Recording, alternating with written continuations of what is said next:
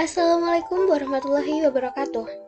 Pada video kali ini, saya akan menjelaskan mengenai materi yang saya dapat dari mata kuliah Praktikum Pengendalian Proses dengan judul Respon Hasil Tuning Sistem Closed Loop pada Peralatan Pengendali Tekanan oleh saya sendiri, Niken Larasati dari kelas 2E D3 Teknik Kimia. Tujuan pembelajaran kali ini adalah diharapkan mahasiswa dapat mengoperasikan pengendali, melakukan tuning parameter pengendali PID, dan yang terakhir, melakukan analisa respon untuk perubahan set point atau biasa kita kenal dengan servo system. Feedback control dalam closed loop system bekerja berdasarkan penyimpangan proses variabel terhadap set point. Jadi, besar nilai sinyal kendali yang dikirimkan ke elemen kendali atau FCE ditetapkan berdasarkan perhitungan atau skala kebutuhan proses.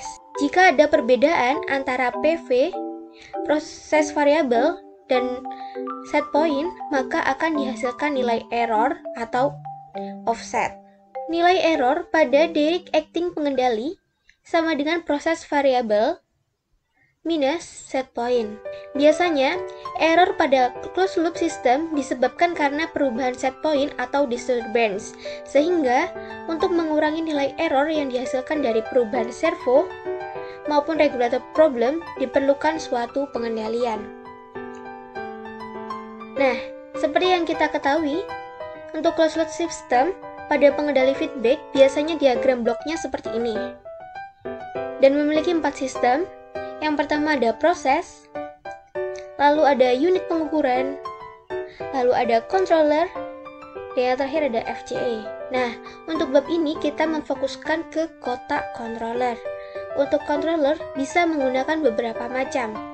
Di sini terdapat 2 pengendali. Yang pertama ada discontinue controller, berarti dia tidak terus-menerus. Contohnya sistem controller on off, berarti dia hanya mengenal metode nyala atau mode mati. Yang kedua ada continue controller, P, PI, dan PID. Nah, untuk tuning penyetelan, yang pertama tujuannya mengatur parameter-parameter kendali KC, PB, prop, tau I, tau D agar mencapai kriteria respon pengendalian yang baik. Nah, kriteria respon pengendalian yang baik ini seperti apa? Yang pertama, memiliki overshoot minimum, terus decay ratio 1/4, rest time minimum, setting atau respon time minimum. Nah, untuk tahapan tuning, yang pertama menentukan parameter-parameter kendali. Yang kedua, analisis respon sesuai dengan 4 kriteria. Seperti ini tadi, 4 kriteria respon pengendalian yang baik. Nah, untuk tuning rules-nya, yang pertama ada Ziegler-Nichols untuk pengendali suhu dan laju alir. Yang kedua ada Cohen-Kuhn, kurva reaksi untuk pengendali pH. Dan yang terakhir ada Internal Model Control atau IMC untuk pengendali level atau aras dan tekanan. Nah, di sini kita membahas pada pengendali tekanan. Jadi kita menggunakan Internal Model Control atau IMC. Nah, pada metode Internal Model Control atau IMC diperkenalkan oleh Morari and Severio pada tahun 1989 dengan menggunakan pendekatan matematis atau empiris dari proses dengan date time yang kecil maupun besar. Nah, parameter yang harus ditentukan terlebih dahulu yaitu yang pertama ada KB, lalu ada tau D jika ada, dan terakhir tau C. Apabila tau D-nya ada, kita menggunakan rumus tau C 0,5 dikali tau plus tau D. Apabila tidak ada tau D, rumus tau C yang digunakan adalah tau P per 3.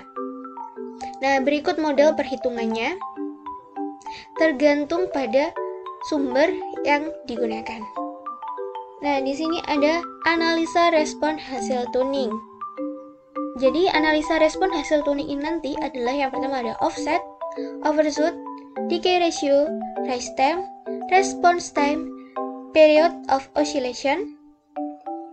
Jika pengendalian itu sudah baik, maka respon sistem akan menghasilkan minimum overshoot, 1/4 decay ratio, minimum rest time, maupun minimum setting time. Nah, berikut parameter pengendali tekanan. Diketahui untuk Kp-nya min 1,105, untuk tau-nya 9,7 sekon, dan tau D-nya 0 menit. Jadi kita menggunakan model P, PI, dan PID-nya. Untuk P dan PID tidak ada pada pengendali tekanan. Jadi yang pertama kita menentukan PI, mencari PB dengan rumus 100% per Kc. Jadi untuk Kc-nya kita menggunakan rumus ini, 1 per Kp tau per tau C, didapatkan hasil min 2,7149. Lalu kita mencari PB-nya dengan 100% per Kc, didapatkan hasil min 368,333. Untuk tau I sudah diketahui pada soal 9,7 sekon. Untuk tau D-nya 0 menit, atau apabila dijadikan sekon sama dengan 0 sekon. Jadi 0 berarti tidak ada. Tau C-nya ini tadi kita menggunakan rumus tau C, tau P per 3, didapatkan hasil 3,23333. Nah, untuk selanjutnya, pada proporsional integral atau PI, diketahui SP1 sebesar 40,40%, SP2-nya 50,40%, dan PB yang sudah kita cari tadi sebesar min 36,83, dan tau I-nya 9,7 sekon, dan tau D-nya tidak ada. Untuk kecepatan kertasnya 3 cm per menit. Untuk konfigurasinya itu menggunakan tangki. Nah, hasil respon tuning dapat kita ketahui di sini. Untuk SP1 terletak pada di sini 40,40%. Untuk SP2-nya terletak di sini 50,40%. Dan kita cari untuk TR-nya berada di sini. Lalu untuk response time berada di sini. Lalu untuk persen PO kita temukan berada di sini, dan untuk nilai akhir atau PV konstan berada di sini. Nah, di sini sudah diketahui kecepatan kertasnya 3 cm per menit. Jadi kita mencari waktunya 9 cm per 3 cm per menit, jadi didapatkan waktunya 3 menit atau sama dengan 180 sekon. Nah, jadi sudah diketahui, lalu kita menentukan parameternya. Di sini overshoot-nya tidak ada, decay ratio tidak ada, dan peak time tidak ada. Dikarenakan dari grafik di sini kita tidak bisa menentukan puncaknya. Untuk rest time-nya kita temukan 12 detik. Untuk response time kita menemukan pada 113 detik. Lalu untuk period of oscillation tidak ada, dan untuk offset-nya 0,4%.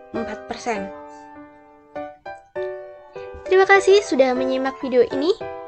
Apabila ada salah kata, saya mohon maaf. Wassalamualaikum warahmatullahi wabarakatuh.